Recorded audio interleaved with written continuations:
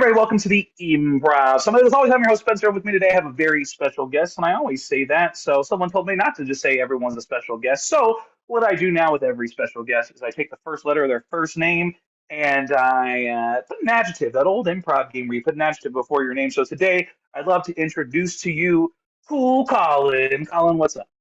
Hello, how are you, man? Nice to see you. You too. So I was going to say, I just want to give this backstory of how this whole situation happened. Because I'm just gonna. Some of you on this show I know are big fans of Dhar Mann. Is that your child? This is my son, yeah. I told him not to Hello. come in, and he's here. No, it's all good. It's all good. If your son wants to be here, your son can be here. Whatever you want. Yeah, can you give me just a couple minutes? Yeah. Okay, I'll be right there. Go watch.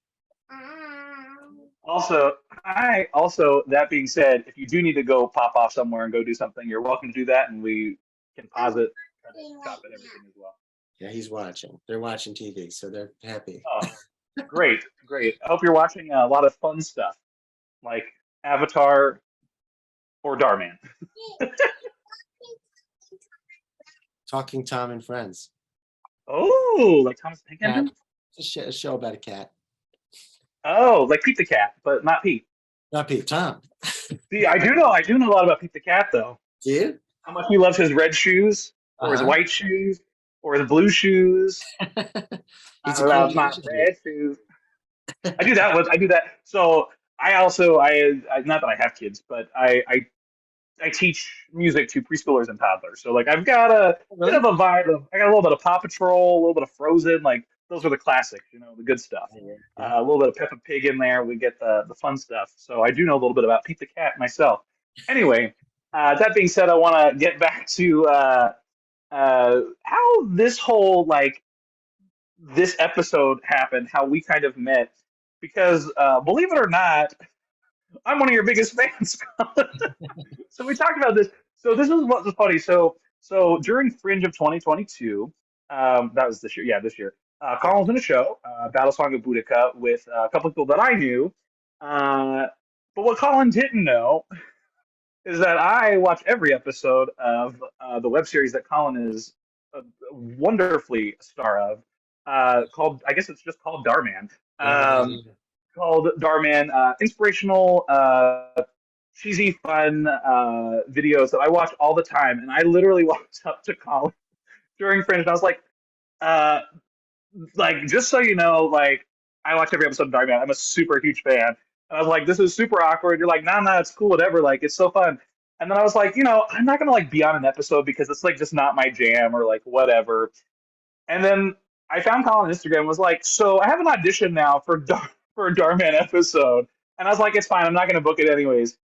And then I got the episode. So now I am in an episode of Dhar Mann. And then I was on set doing a pickup and ran into Colin on set during that episode while he was shooting another episode, which I ended up watching a week later. He didn't even know it was on. I was like, we run into the wedding episode. Yeah. Yeah. The wedding episode. I was like, all the drama. And then it all came full circle. I was like, hey, you want to be on this show? And Colin's like, sure. And then 3 weeks later, here we are. Here we are. That's pretty much, I guess, the irony of the whole situation is I guess now I'm also technically part of the Dhar Mann thing. Maybe on a smaller scale, but who knows? It's a radiant energy that if you get close enough within the orbit, it consumes you, and now you're in. Yeah, which is so funny because Battle Song of Boudica was also one of my friends. She had people who were in the show, and she also writes for very similar style shows, of which I've seen people from Dhar Mann on those shows, and I had a friend who was on that show. So it all is this weird, interconnected world. Just from it's like going from Hollywood Fringe to Dhar Mann. It's so interesting how it's 6 degrees of separation, but that 1 degree is just right there. Yeah, we're LA actors. I think that it's going to happen. There's going to be that theater vein. There's going to be the legit work, and then there's going to be the internet work, and we're just going to keep popping around each other. It's true. And that's why we say #books and blessed. Anytime you can see the same person doing multiple things, you're like, I don't care what it is, as long as I'm doing something. Work is work, baby. Giant? Is that a giant glass? I Oh just yeah, I realized it's like a giant like it's probably mug. a Viking stein of water. You're gonna need it for this episode. That's a Yeah. lie. I actually just over talk on these episodes. It's so funny because I do these transitions and I tell these stories and I'm like, oh, Colin, I have this cool story to tell you, but I realize I said this cool story to every single guest while I'm recording it. So like people who watch back or listen back to these episodes literally hear me tell the same story every single episode. So it's fun to like have me just not talk as much and have the guests talk. That's it. So This that is being a said, Conan O'Brien's podcast. Conan O'Brien Needs a Friend. Conan O'Brien, who, I mean, I guess the majority of his career has been behind a desk, like a lot of, normal people or whatever. But he's lived a life. He's met a lot of interesting people. He tells the same darn 6 stories all the time on his podcast as though they are brand new and interesting. So, whatever. yeah, I mean, I guess it's like always like my segue, which is when I do a little bit of object work and actually like write a segue, Don't which I've fall. learned. Yeah, I've been fond of the abyss, honestly. Welcome to my humble abode. It's lovely. Um, thank you, thank you. I did it myself. Uh, Definitely top-notch Photoshop work right here. You're looking at the best of the best. This only took me 20 minutes, by the way. So if you ever need someone to quickly do some Photoshop work for you, see what you can get in 20 minutes. Well, the kerning on Uh, Improv Summit is great. The way it matches up perfectly is beautiful. Thank you. Thank you. I actually fixed this because before it was right in front of my face and behind my face, and I was like, that's odd. A little much. So the marketing for this show is now just me doing like this. I can't remember which side it is, like this, There you go. and it's like that's the marketing for this show. So when you're on a small budget or a non-existent one, Do you what you you make can. it work. I guess Amen. it's like the cost of Zoom and the cost of Photoshop is my budget for this show, and the cost of free YouTube.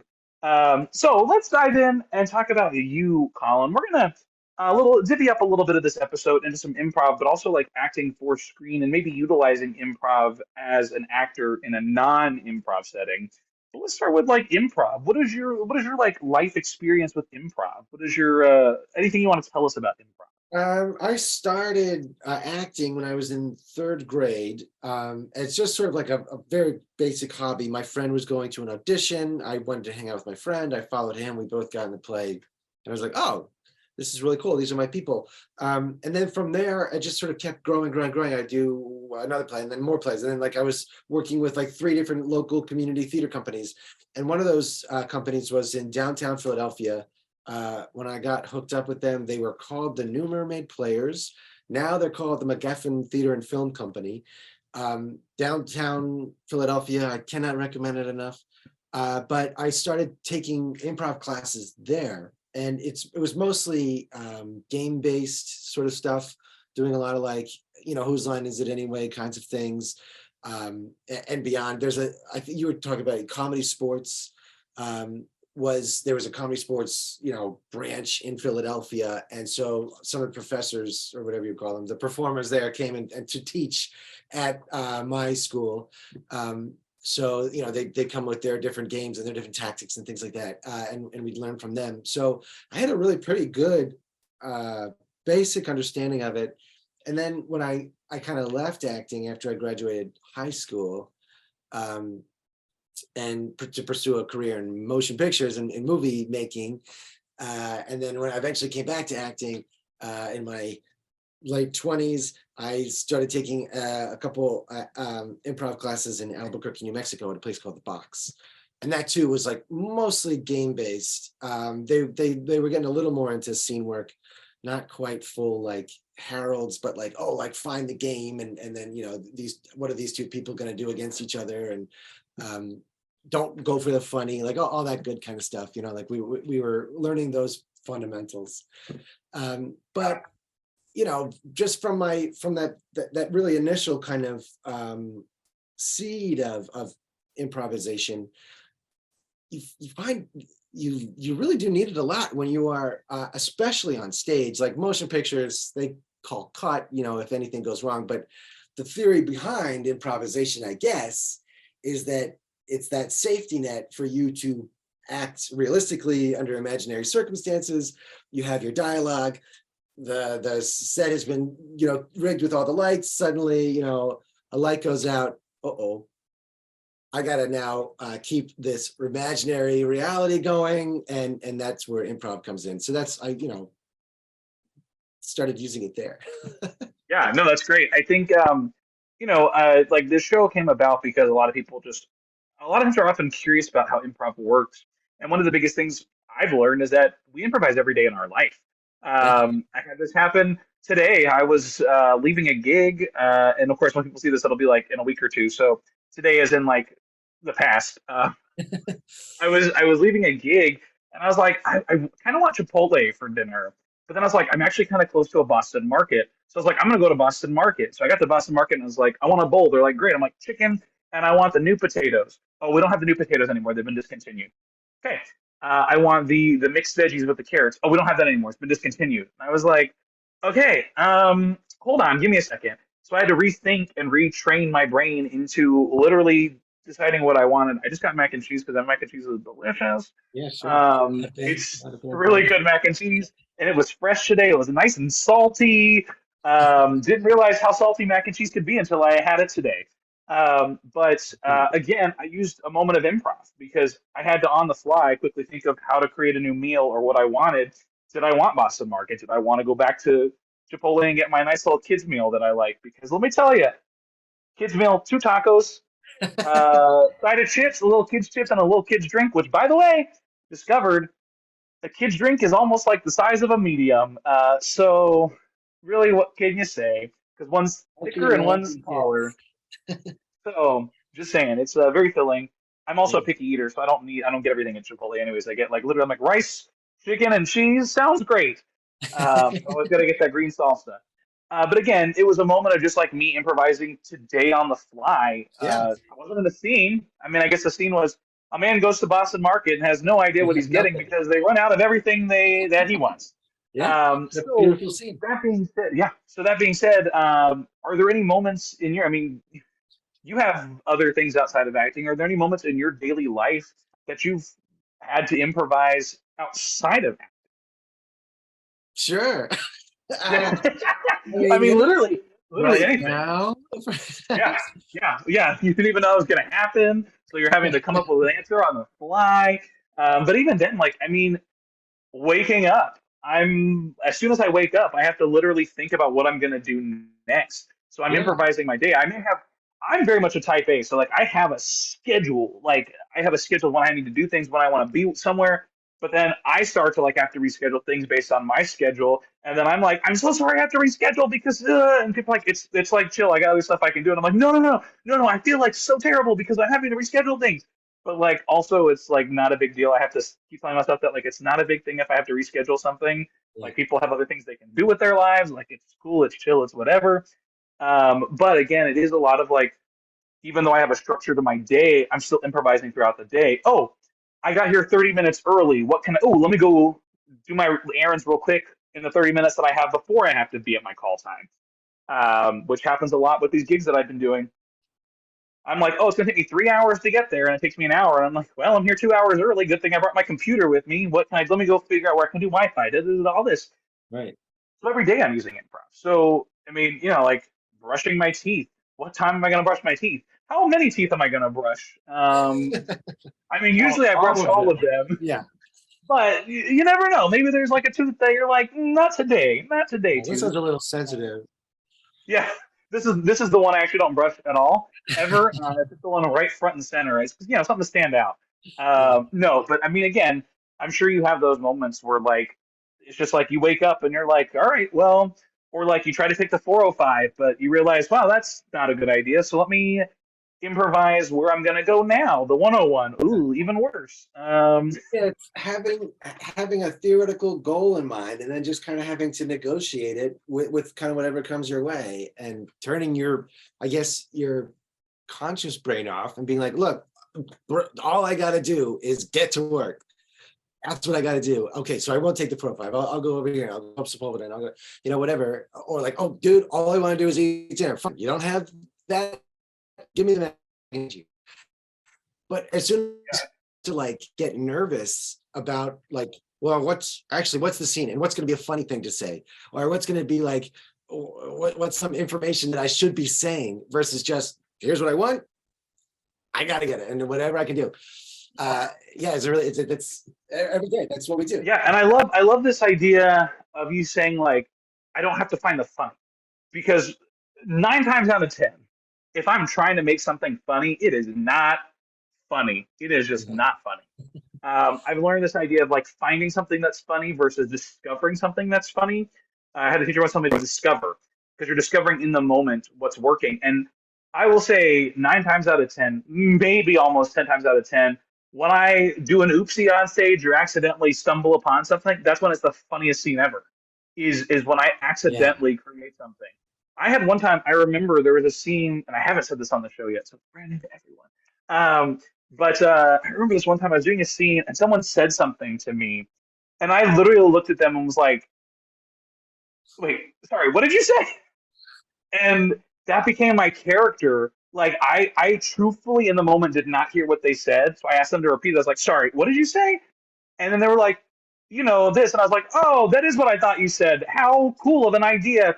And then they would like start building these like weird, insane ideas of like cupcakes versus Legos or like whatever it was, and it was me just going, sorry, can you repeat what you said? Did I hear you correctly?"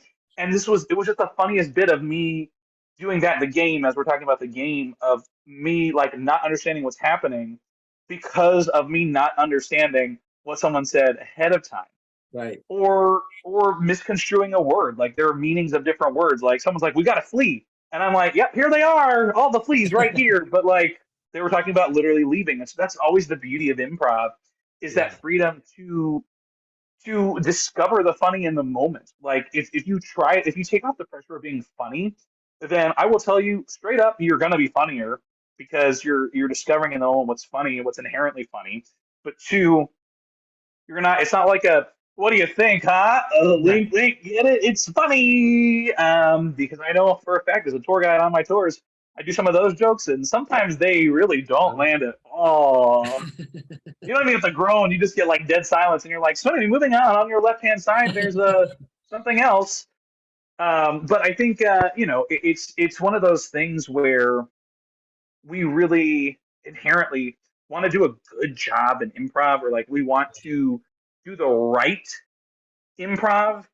And I mean, maybe you can speak on this too, but I think like in general, when it comes to like performing, like the right choice, especially when it comes to improv, is a choice. I mean, I there like are that. some things like we don't want to be like racist, ableist, sexist, anything like that, but like in general, a choice in improv is the right choice. That's cool. Yeah. Yeah, thanks. Made it myself, created it myself. Just kidding. I don't know. Someone said that, but Put it on I your think it is. improv summit. Yeah, Start improv putting summit. your good quotes that you've made. Just fill up your background. So it'll be just that one so far. Well, Um, you gotta start somewhere. and then I'll just put all the stories that I tell every time, just with like Yeah. like a While sentence we're of at each it, story. just read this and we'll. Yeah. Here, I'll pause here for a second, and we're back. Yeah. So I think what's fascinating, and you could probably talk with Isabel a little bit of like the acting element, which let's kind of dive into, because we just have to talk about Dhar Mann, and then we can talk about not Dhar Mann. But like with Dhar Mann, because I've done an episode, so I can kind of speak from that experience as well.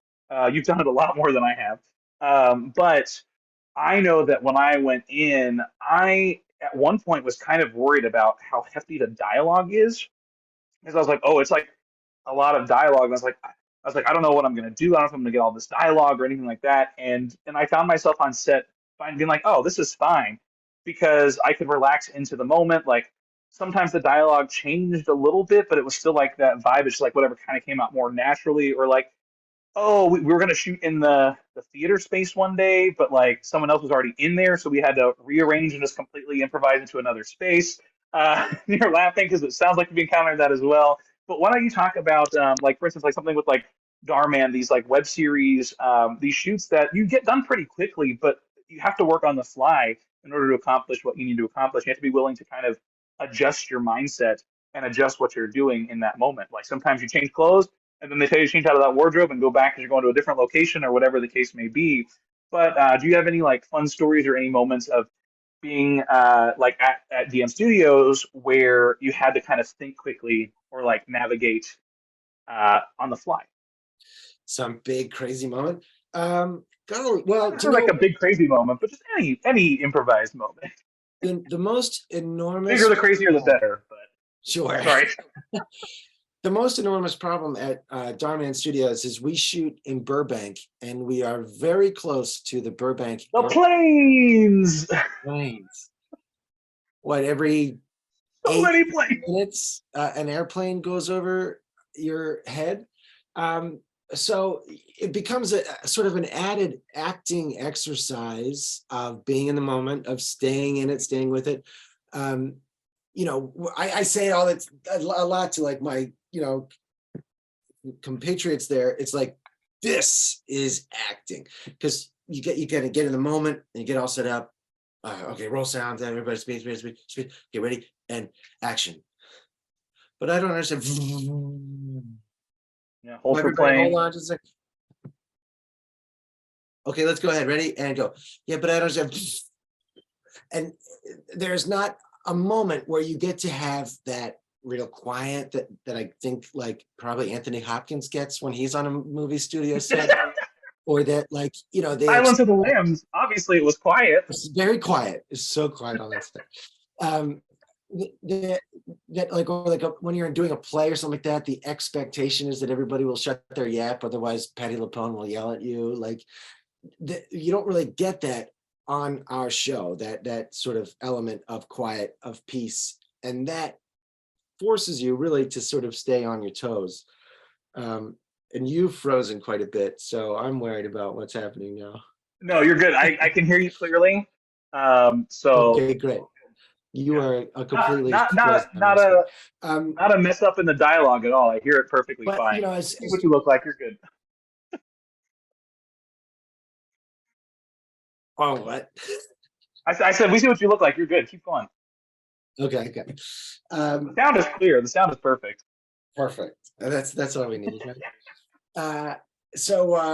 Yeah, so you're on set there and you're just trying to stay in the moment, and the planes are happening, and there's a train that goes by a lot. It's a very active studio, as you were saying. Like sometimes we're shooting on this set and other people on that set, and I think that's the most kind of raw that it gets. And then you add on top of it just basic movie conventions of, hey, today we're shooting your death scene, and then followed by the scene where you meet the girl, and then followed by, and they're completely out of order, and you have to kind of ramp yourself up every time. So there is a constant level of play and imagination going on inside of your brain to keep those moment befores and to fill in blanks. Like, we never get a chance to read the whole script before we shoot the whole thing, because one, like not all the I mean, like we could do it as our own personal homework or whatever, read the script before we show up, certainly. I was like, I definitely got a full script. Yeah. I don't want to put that out there, but like as a company, sometimes on a bigger thing or like a play, certainly, you'll have a company reading the thing. So yeah, you're just imagining everything, and that basic training of letting go and imagining is huge, especially for a show like ours where it moves very fast, and it's kind of all over the place, and heightened emotions, and all of that level of play really helps. I love that.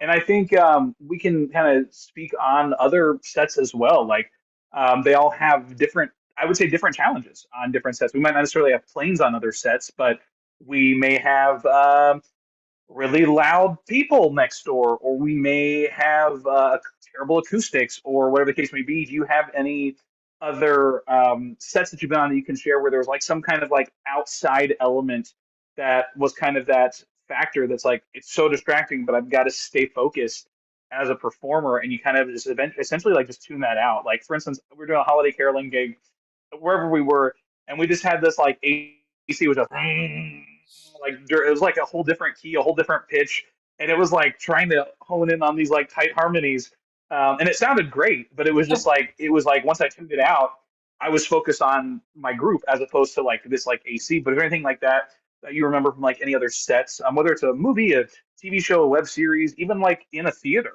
an audience, like maybe a restless audience in a theater. Speak if you can speak on that of like another moment that you had where you had to kind of hone in on the performance. Yeah. I mean, I did another Fringe show over at the Complex, which is a great theater, but it's our particular black box was right next to the liquor store, and you could just always hear the ding, ding, ding, ding of the door of people going in and out of the liquor store the whole time. And yeah, that makes you work harder, certainly, to keep their focus and to be the more exciting thing in the room, like throw all of your energy behind every little choice that you make, and make sure that they're there with you, not listening to the ding, ding, ding, ding. Yeah. It's so true. It is really like, as performers, we've done our job if we can captivate the audience. Yeah. If they start to like hear the ding ding ding ding ding and they're so distracted by the ding ding ding ding ding, we can only do so much as performers to get them back, but I mean depending on the kind of ding ding ding it is, it might be like worth like sometimes you might go, the bells are alive here in the city, and let me tell you my story. And like you kind of like acknowledge it in this weird, like in character kind of way that also makes it fun for the audience too. Where sometimes people are like, "Did you do that on like was that in the script? Did you do that on purpose?" Like it was so funny, and it's like we use improv all the time, and we don't I always was realize it, but we uh, do. And I so was in a I love play seeing it. once. No, I was not in a play. I was sitting in an audience of a play, and it was a two-man show. They were, killing it, going all over the stage. Big comedy about history, and they were doing this one scene set in ancient Rome. One guy all in drag, playing this woman, and they're talking very sexually. What's the word? Anyway, Sure. they're making I know what you're talking about, innuendo. They're talking a lot of I know what you're talking innuendo. about. Yeah, yeah, yeah. That's the double entendre stuff. But yeah, Double yeah, yeah. entendres, Innuendo. yeah. Yeah, yeah, yeah, And yeah. so she says one perhaps very killer line, and then suddenly the light starts flashing, and you hear this, and they both kind of stop and they look at each other, and they're not quite sure how to proceed, and they look out, and then the house lights come up, and the stage manager comes over the loudspeaker, and we all clear the building, and fire department comes in, and they all go back in. Lights go down, lights come back up, they come back out, and they start like, a minute or so prior to when we all had to leave.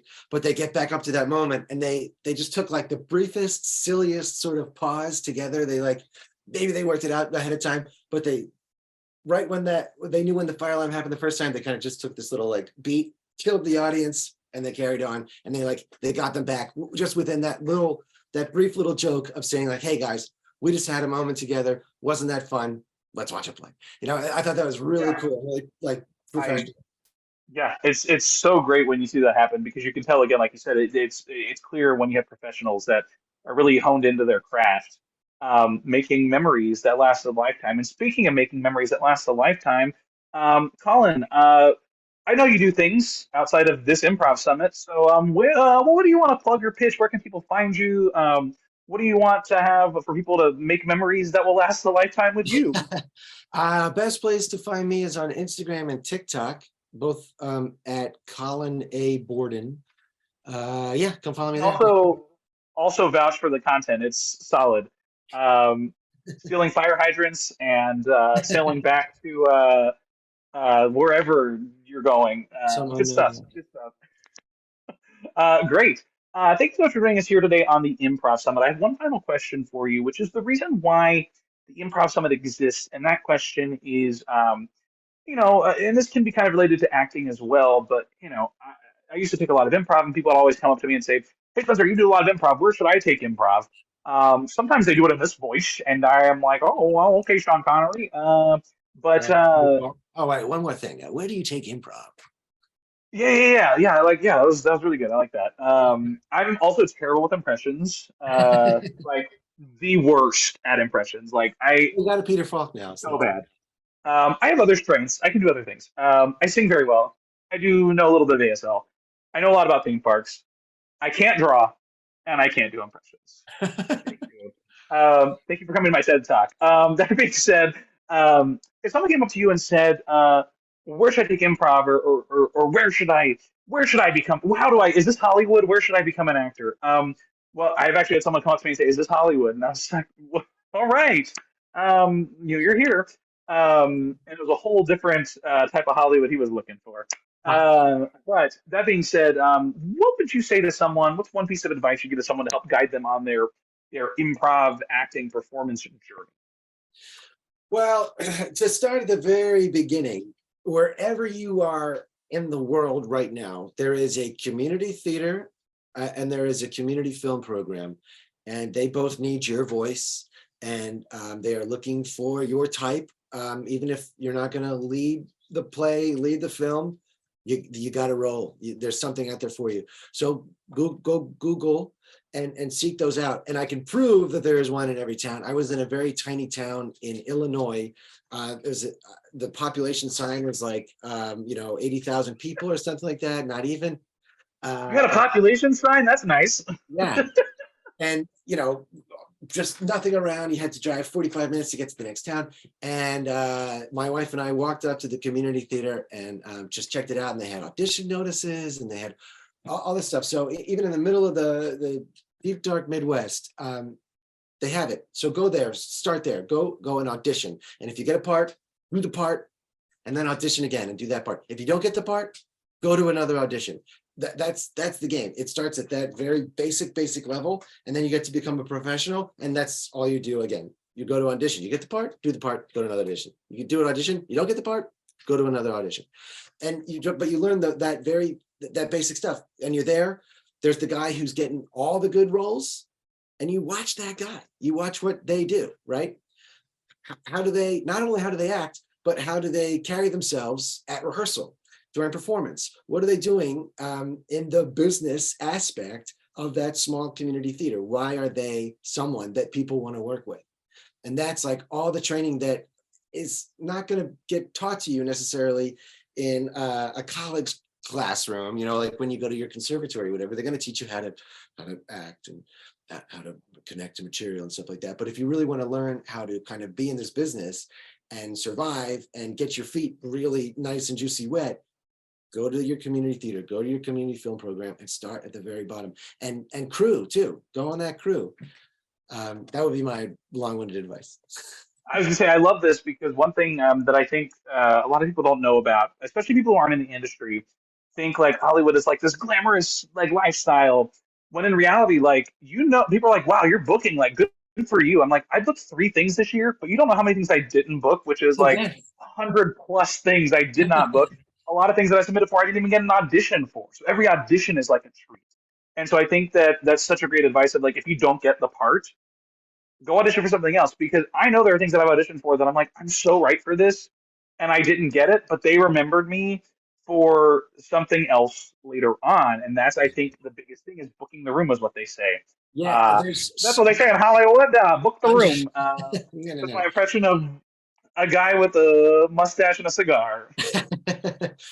A very long mustache and a very short cigar. Yeah, that's what I was thinking, like the curly Q, but it kind of became like more of like a cigar. You see, like a 1920s.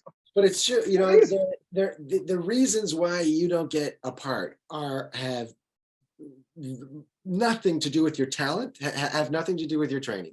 It is crazy how little of it has to do with any of that. And I mean, I tell myself that I'm aware that that's true, and it still feels awful not to get the part. I could walk into a room, and this is one that I've had a lot of people tell me. I could walk into a room and someone go, "You remind me of my ex-boyfriend. I don't like you." And it's like they don't even care what I do. I could be literally the best part. I could be the best person for that role, but because I look like someone they don't like, they don't want to deal with that. Yeah. I might also be, if I'm 6 foot. I'm 6 foot. We need 5'11", but thank you for coming. I was just gonna say, I could be like 5'11 and a half. You took it right before I got. See, so we know though. We've experienced this. I've also gone into theme park auditions. Theme parks are really specific auditions. I've gone to theme park auditions. I'll sing a song, and as I'm singing the song, I'm like, they're not going to cast me. And I can tell a lot of times, not because of the song, but because I know in my heart, like I know what they're looking for, and it's not me. Um, and I can tell sometimes just by the choice of song that I've chosen, So But you what do just you never know do? because You still just sing what? your heart out, right? You still sing Oh, your I heart just finished it. Yeah, I finish it, and then they're like, "Thank you." I'm like, "Thank you," and then I walk out, and I'm like, "They're never going to see me again." out. But it's not to say that like I've gone into auditions before. I've literally got into audition recently for a project, which I'll still go for an audition again. And they told me, she literally said to me, "You have the best voice we've heard all day. Thank you for your audition." I was like, "Thank you." Left, didn't get it at all for a singing thing. And I know what it's for. I'm not going to say it because I'm still going to audition, but I know what it's for. And I can tell you 100% the reason is because I look too old. But also, they weren't hiring for my part. So there was really no reason for me to go to that audition, but I didn't know that. But also, like that is something again, as we're talking about. Like I went into that audition and they weren't even hiring my type, so But I wouldn't those even know that. the people you were auditioning for, those producers or directors or casting directors, whoever were there, need to get another job later too, and they'll remember Right. you the best singer on the day. So Right. And it's so when they always have that project where I fit and I come in, they're gonna be like, "Oh, we remember you from last time. You were so good. This is the right thing for you." And so it always helps to make those connections in the room, book the room, as they say. yeah. Well, Colin, this has been great. I don't know why I keep doing this with my arms. I just knocked over a box of Cheerios that are somehow next to me, um, that also have expired. But I was also told if it doesn't taste like bad, like it's chill. Um, Not chill. Throw those out. Don't eat those. no, I mean, here's the thing. I know that they're not great because they're not crunchy. They were like kind of soggy, but I mean, like I don't mess with like dairy and like meat. Like if that goes bad, I'm like out. Yeah.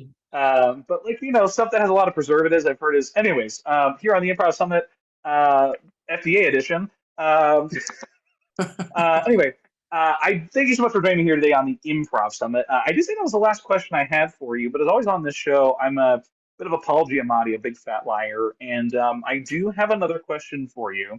That question is, we've been talking a lot about improv. You want to do some improv? Let's do it. All right, let's do it. Yes, and let's do it.